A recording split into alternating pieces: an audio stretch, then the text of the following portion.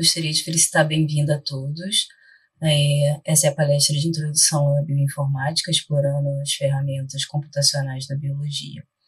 Eu me chamo Andressa Moreira de Souza, trabalho na Embrapa Indústria de Alimentos, no Laboratório de Diagnóstico Molecular, no Rio de Janeiro. A palestra é sobre desenho, um foco em desenho de primes. O que são esses primes? Os primes, eles são, a gente pode chamar eles de primes, iniciadores ou oligonucleotídeos. O desenho de primes, ele é fundamental na etapa de detecção, identificação, quantificação de alvos. O que são esses primes? Esses oligonucleotídeos, eles são como se fossem moldes para que a gente conseguisse fazer essa amplificação. E para que essa amplificação ocorra de forma desejada, confiável e correta, que a gente realmente amplifique o nosso alvo e não algo inespecífico, a gente precisa que esse prime, que esse par de primes, que esses iniciadores estejam bem desenhados. Então, quais são os parâmetros fundamentais para um bom desenho de primes? O tamanho do primer, ele é algo que determina a especificidade desse primer. Então, quando eu tenho um primer muito curto, eu tenho poucos pares de bases ali para junção, eu acabo tendo baixa especificidade, porque aí ele pode se anelar a qualquer parte daquela sua amostra que você tem lá e não só necessariamente naquele trecho do seu alvo. Então, isso vai acabar resultando em amplificação não específica ou o que a gente mais comumente chama de amplificação inespecífica. E se o primer for muito longo, por exemplo, como um primer comprido, de uns 40 pares de base, eu posso acabar formando o que a gente chama de grampo, né, de hairpin, que o primer, ele vai se dobrar, né, ele tá assim e vai fazer assim, e ele vai formar um grampo e se ligar em alguns trechos nele mesmo, que é o que a gente chama de estrutura secundária, que são os dímeros que a gente vai ver um pouquinho mais para frente, eu vou explicar isso melhor. Mas então o tamanho ideal, o comprimento ideal desse par de primes está entre 18 e 25 pares de base. Então a gente faz ali um desenho, um primer, mais ou menos com 20 e poucos, 18 e 25. Na literatura tem umas diferenças, alguns dizem que pode chegar até 30, 35, mas isso vai depender da literatura que você vai escolher aí para te orientar.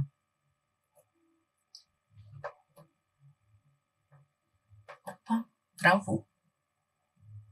Foi. Então, outro parâmetro importante é a temperatura.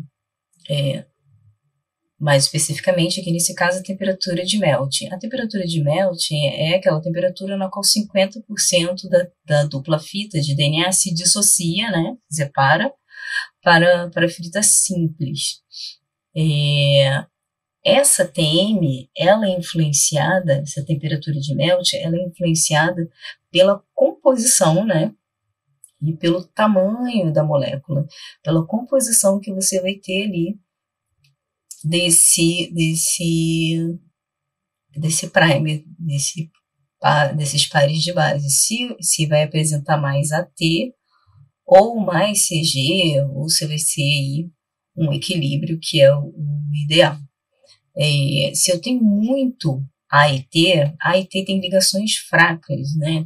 São ligações mais fáceis de ser rompida do que 6G, porque aqui eu tenho duplas ligações e aqui eu formo tripla ligação. Então, se eu tenho um percentual maior de AIT, eu tenho uma TM menor, né? Se eu tenho uma composição maior de CIG, uma contribuição maior de CIG naquele meu primer, eu vou ter uma TM maior. Então, essa composição da estrutura aí do seu primer vai influenciar na temperatura de melting.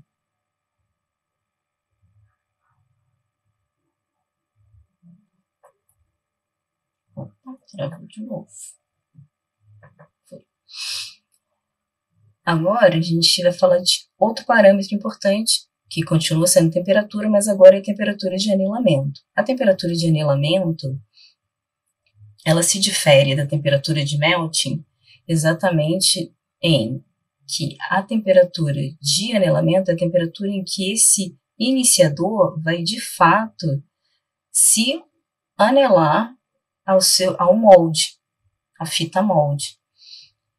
E existe uma conta, né? Existe uma fórmulazinha que foi feita para a gente descobrir qual seria essa temperatura de anilamento, que envolve aí a temperatura de melt do primer, mais a TM do produto da PCR, e aí você faria a conta e encontraria a temperatura de anilamento. Mas existe uma forma mais fácil da gente fazer isso, que é a temperatura de anilamento, ela é igual a TM, aquela que a gente viu anteriormente, menos 5 graus Celsius. Ah, mas tá bom, Andressa, mas eu não sei a temperatura de melting. Você sabe a temperatura de melting, sim. Quando a gente manda sintetizar aqueles primes, esses oligonucleotídeos, para que a gente possa fazer uma reação de PCR, ou convencional, ou qPCR, ou simplesmente uma detecção em tempo real, a gente recebe um reporte da empresa que sintetizou e vem escrito ali todas as informações, a concentração que veio, aquele prime sintetizado, qual é a TM dele, quais são os nucleotídeos e a ordem que está, qual é a posição 5' até a 3'. Opa! Deixa eu voltar aqui porque passou. Gostei aqui, passou. Até a 3'. Então, vem todas essas informações. Tá certo. Achei que tinha voltado.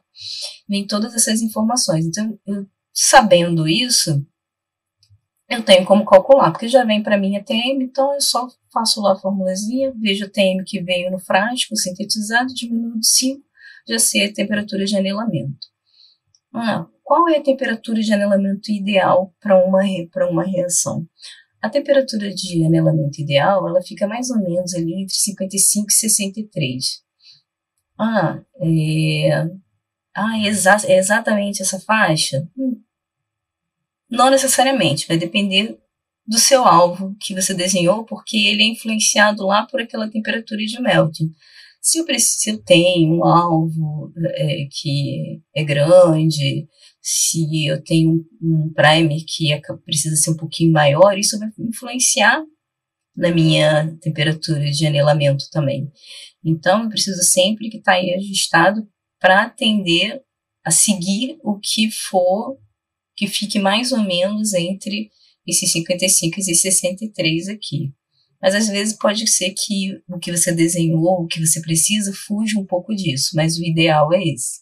Quando eu tenho uma temperatura de anilamento muito baixa, eu tenho uma maior eficiência na reação. Por quê? Porque ela vai acabar, como o primer é curto, digamos assim, como a temperatura de anilamento é baixa, ele rapidamente vai chegar na temperatura de se anilar e aí ele vai acabar se anilando, às vezes, em regiões que não são específicas do seu alvo, porque ele vai encontrar em outras regiões aquele mesmo trecho antes, chegando naquela temperatura baixa.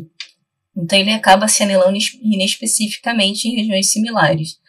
Só que isso vai aumentar a especificidade, porque ele acaba anelando mais, então ficou mais específico para se anelar, mas só que acaba se anelando a regiões inespecíficas, não só no seu alvo. Então a gente tem que ter cuidado com isso.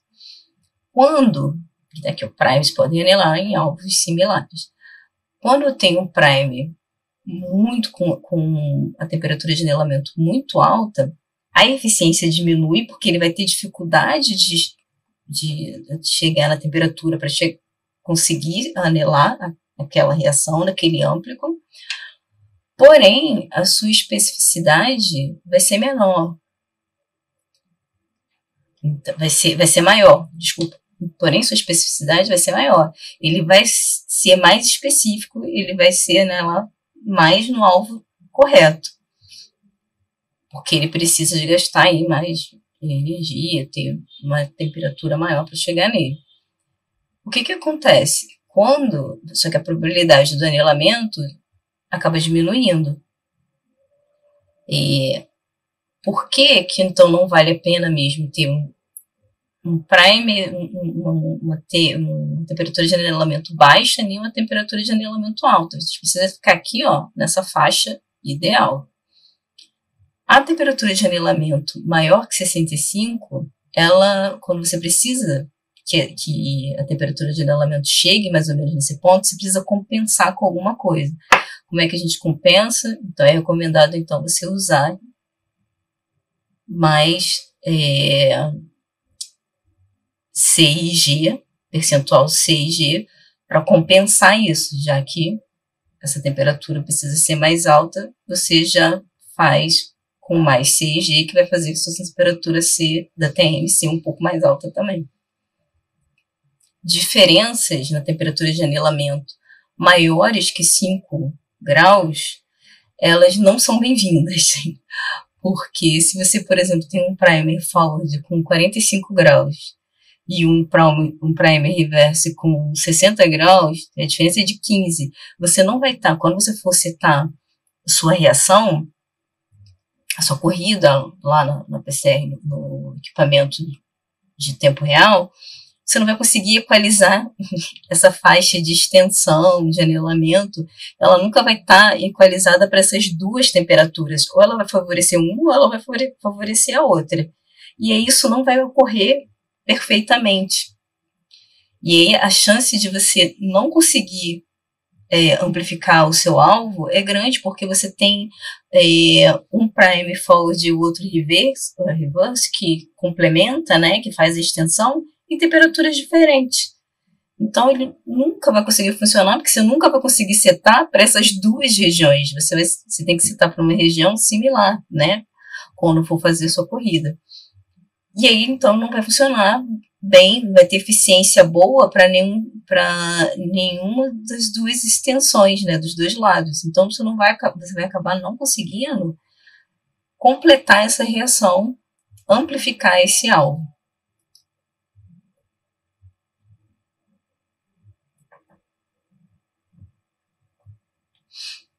Como que a gente faz para... isso aqui é uma dica. Como a gente faz para ajustar melhor essa temperatura de anelamento? Às vezes a gente recebe lá, manda sintetizar o par de primes para poder fazer o nosso trabalho, fazer a nossa reação, detectar nosso alvo, quantificar, seja lá o que for. E já vai lá direto para o tempo real.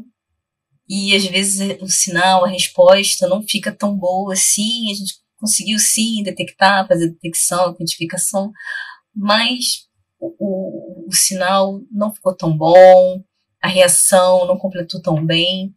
Por quê? Porque às vezes a gente não fez uma etapa que chama otimização, que é anterior.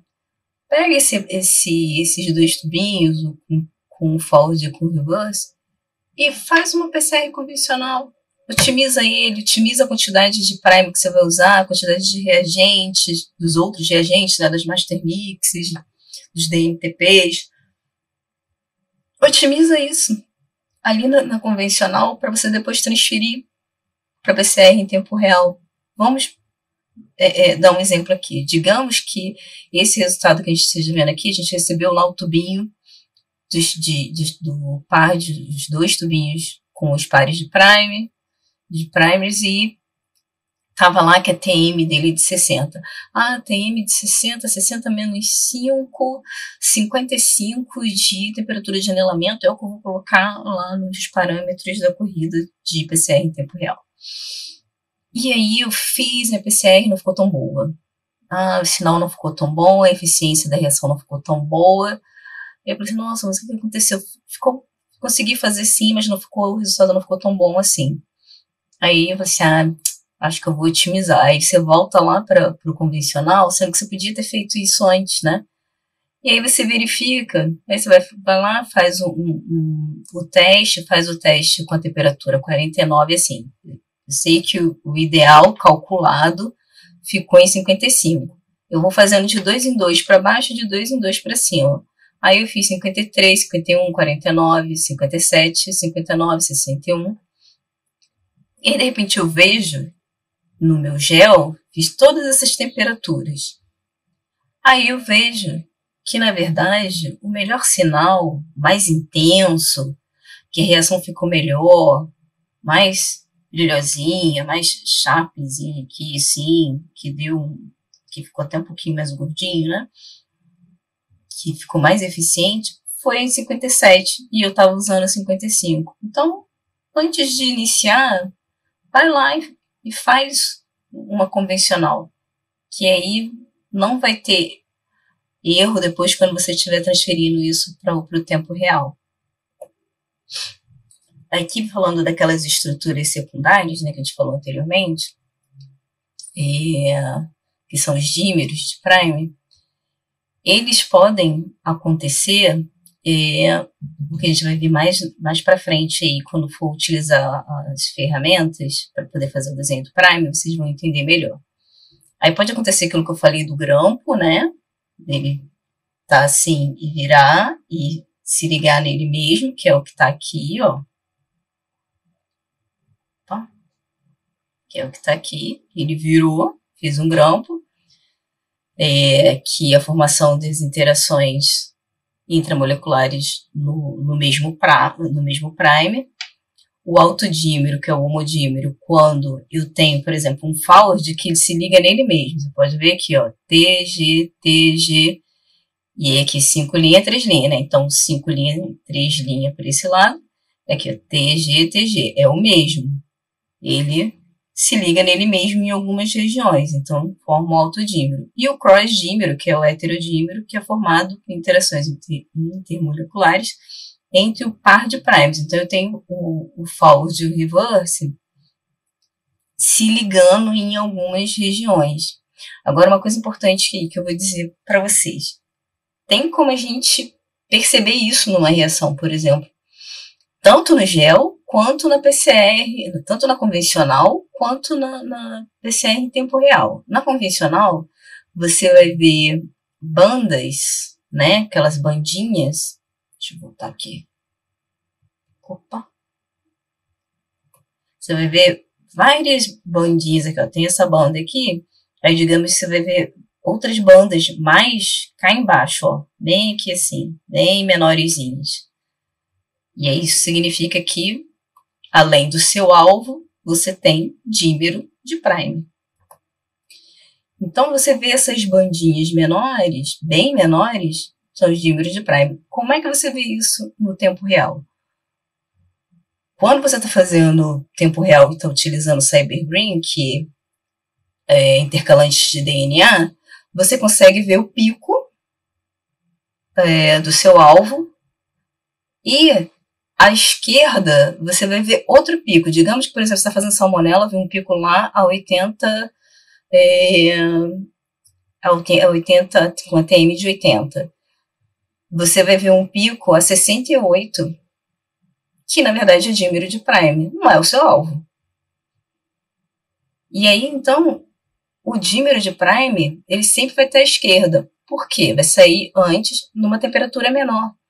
Por que uma temperatura menor? Porque você vai ter pequenos fragmentos que se ligam. Então, isso daqui vai gerar uma temperatura menor do que o do alvo específico. Então, o inespecífico te gera TMs menores. Essas estruturas secundárias de primers te geram TMs menores.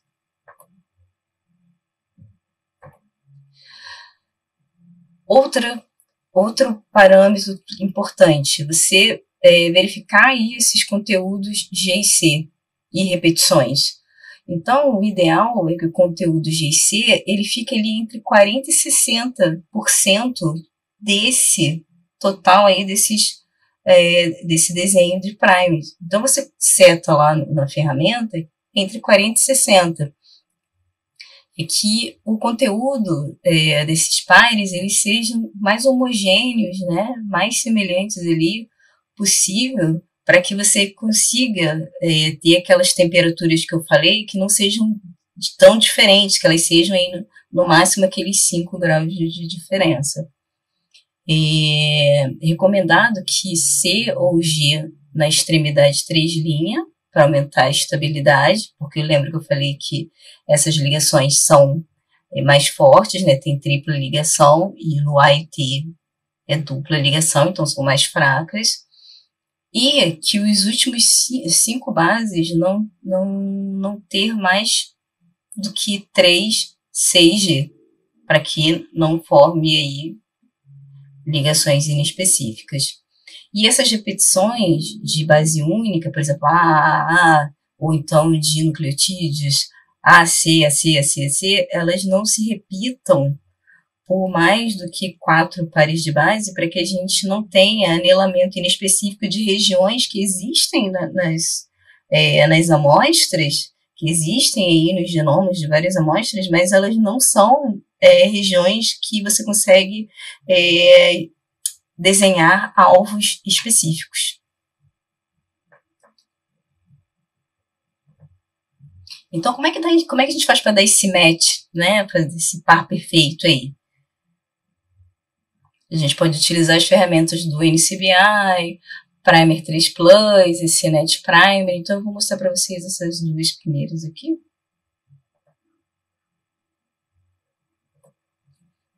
Então, vamos entrar aqui.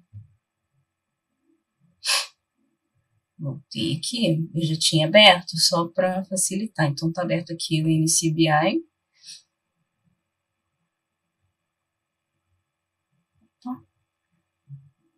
Eu já fiz, mas vou voltar, vou mostrar para vocês como fazer. Você vem aqui, o computador está ótimo, e escolhe nucleotídeo, e escolhe o seu alvo. Você tem que ter um conhecimento aí prévio do seu alvo. Vou escrever aqui, vou escolher o do bífido, Bacterium, e aí eu vou escolher 16 do gene 16S, que é o gene de bactéria, né, que mostra evolução. A gente consegue ver a evolução. Então eu venho, escolho ele para a gente poder ver sequência de referência. Escolher sequência de referência para poder fazer o blast. Fazer lá no primer blast. E aí tem várias aqui, eu sempre escolho uma de referência. Então tá aqui a de referência que eu escolhi. Deixa eu voltar uma casa aqui para ver se ela... Aqui. Do bífido. Aí eu vou aqui, ó, sequência de referência, aí ela vai ter um número. A gente pode abrir o FASTA dela. A gente precisa, né, abrir o FASTA, o arquivo FASTA, que é o formato. Ou eu copio tudo isso aqui e colo. Ou eu copio. Oxi, tá difícil. Eu copio tudo isso aqui. Copio e colo. Ctrl+C. Ou eu copio só essa sequência de referência, esse código aqui. Quando eu copio esse código,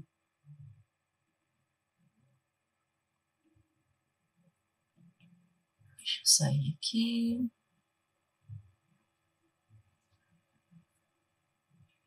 Aqui já está o resultado, porque senão vai demorar, então deixei aberto ele já. Quando eu copio esse código, eu venho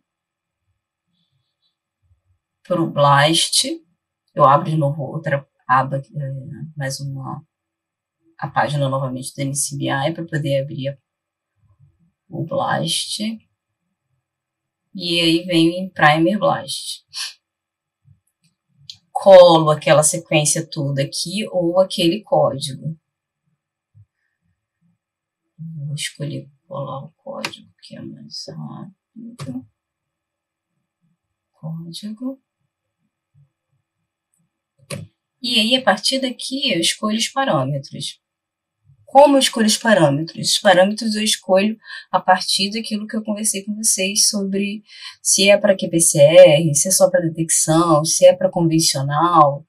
Então, eu escolho aqui, eu vou deixar aqui de 70 a 1000 para a gente, porque eu estou escolhendo, eu posso fazer para convencional, pode aparecer Prime para qPCR, que precisa ser um pouquinho menor para que a eficiência da reação seja acima de 90%, mas eu poderia desenhar aqui, por exemplo, ó, de 100, que é um tamanho ideal para Prime para qPCR, para quantificação, de 100 a 200, por exemplo.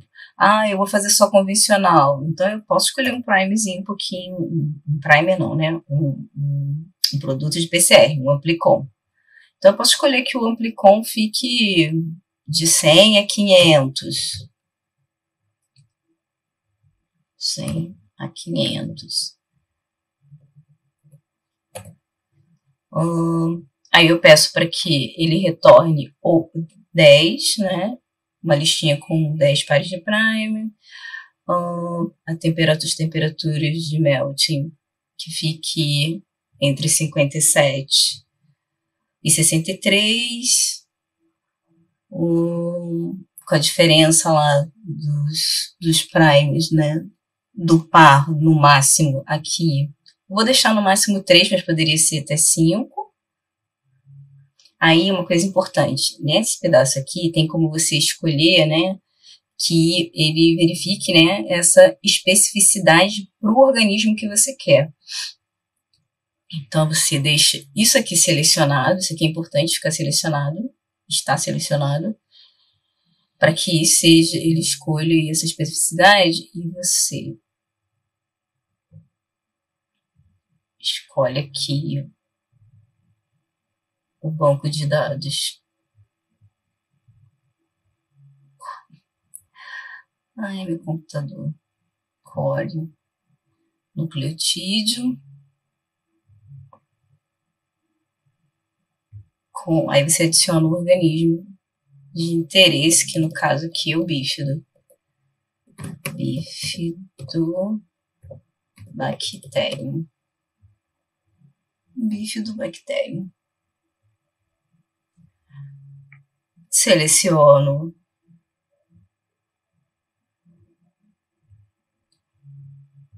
aqui para ele marcar para abrir em outra janela e get prime. Quando eu fizer isso, é porque ele vai acabar demorando aqui um pouco se eu... Ué? Eu fechei. Não, fechei. Fechei sim. Puxa vida. Deixa eu fazer.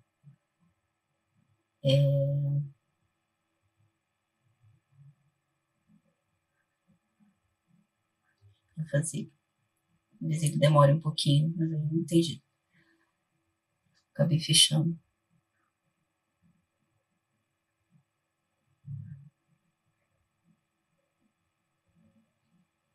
Aí ele vai pedir para checar. E aí isso daqui pode demorar um pouco ou não, depende do dia.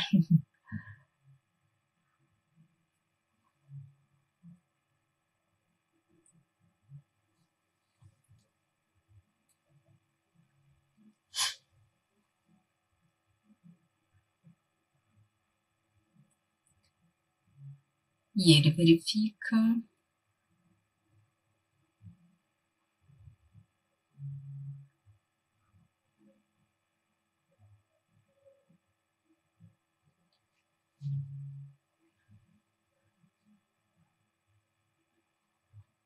E aí ele mostra pra gente o resultado. Aí o gráfico pra gente ver os pares de primers. Vou botar isso aqui mais.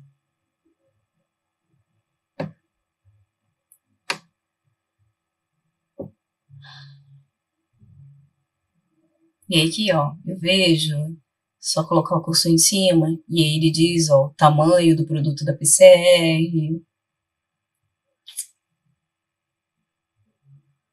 Nossa, gente, meu, péssimo. Tamanho do produto da PCR, aonde inicia o FALD, onde termina a TM, o percentual de CG, e aí você pode colocar aqui o cursor em cima, ó, esse daqui é menorzinho, produto da PCR 119, só que tem como você vir aqui embaixo e olhar tudo isso. Aqui, ó, o primeiro, de 451. Nossa, gente. É de 451, 20 pares de base. Aí eu vejo aqui se ele tem dímero ou não, né? E eu posso ver os outros, se tem também alguma coisa nesse estilo ou não, se tem dímero. Ó, esse aqui é 382 pares de base, o tamanho do amplicon, né? Do produto da PCR. Vejo aqui também que ele vai aparecer um pouquinho de dímero. E aí você vai verificando tudo isso. Deixa eu ver se tem um aqui melhor.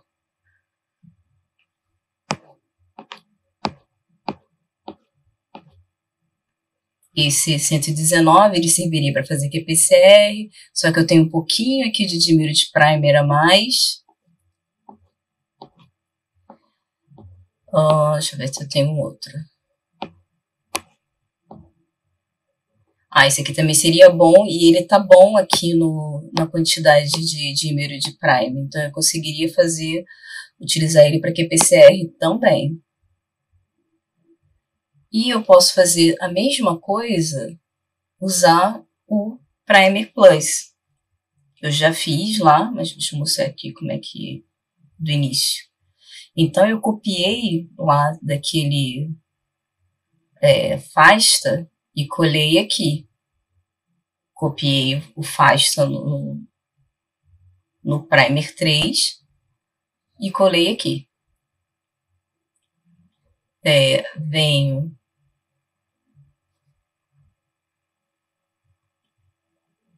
em General Settings e coloquei aqui todos os parâmetros, o tamanho do primer, de 18 a 25, o percentual de CG de 40 a 60, a temperatura de diferença eu botei 3, que nem no NCBI, no Primer Blast, a temperatura de anilamento de 55, e coloquei aqui o tamanho do amplicon entre 100 e 200, entre 201 a 400. Vim aqui no Advanced, lembra aquele máximo de poly X, aquele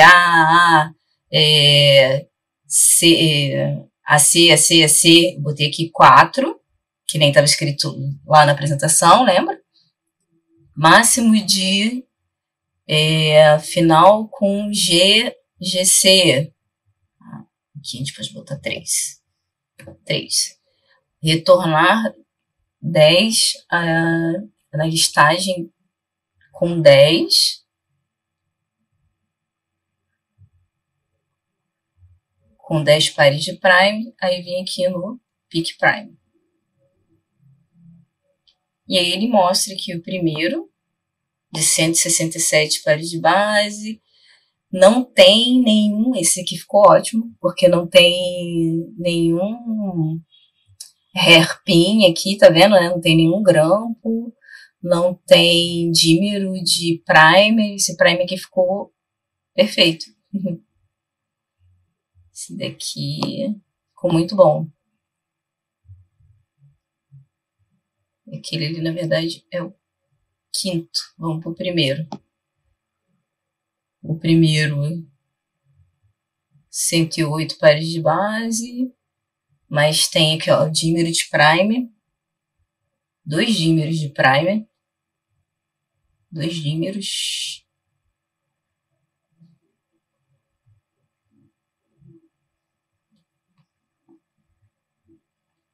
O segundo tem um dímero de primer, tamanho 107. O terceiro par, né, que a gente olha aqui, tem um grampo e um dímero de primer, um autodímero, né, um autodímero. E o tamanho de 121.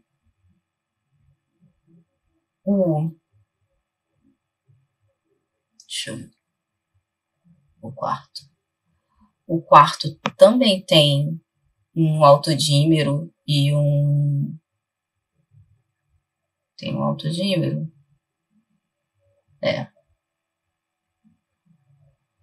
Não é autodímero, não. É um crossdímero. Um crossdímero e um grampo. O quinto é aquele que ficou ótimo, que não tem dímero de primer de nenhum tipo, nem grampo, nem autodímero, nem crossdímero. E tem um tamanho muito bom, de 167 pares de base. Esse aqui ficou muito bem desenhado.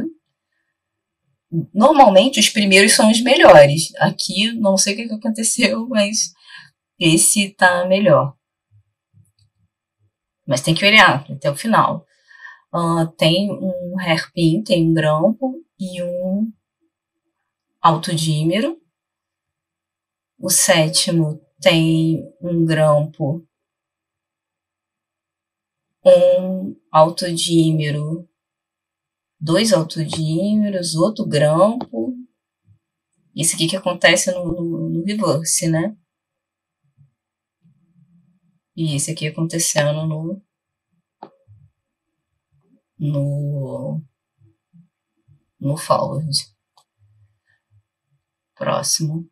O 8 também tem um autodímero. 123 pares. O 9 também tem dímeros. E aí tem crossdímero. E o 10º também tem. Então o quinto, né? Foi que a gente viu que foi o melhor desses. Então naquele quinto par,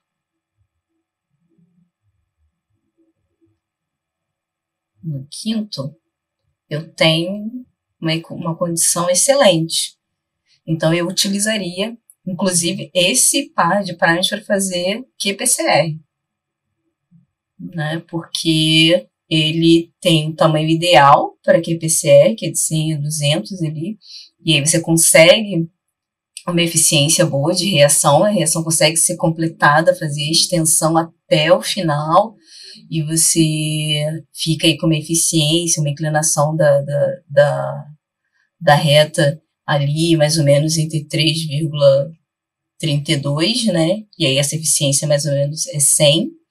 Então, você fica ali entre 90% e 100% de eficiência. A inclinação da reta entre menos 32 e menos 3,32 e menos 3,58.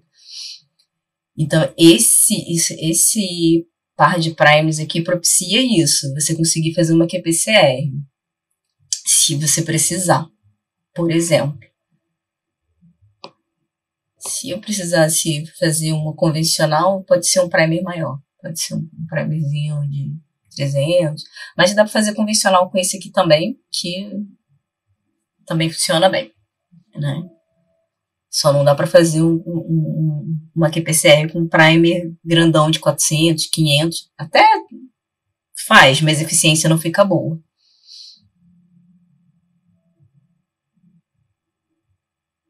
Opa! Acabei saindo da apresentação. Opa. Então é isso. Agradeço a vocês a atenção. E qualquer dúvida de como desenhar, o que fazer, eu estou com dúvida de se eu consigo fazer esse desenho de prime para utilizar um sistema CyberGreen. Eu prefiro usar um sistema específico de sonda Tachman. Como é que eu faço para desenhar aí uma sonda? Também tem como fazer, você pedir ali para desenhar uma sonda também. Então, assim, ao invés de usar o Cyber, mas o Cyber é mais barato, né? E, então, qualquer dúvida que vocês tenham, podem entrar em contato nesse e-mail. E agradeço a atenção de todos.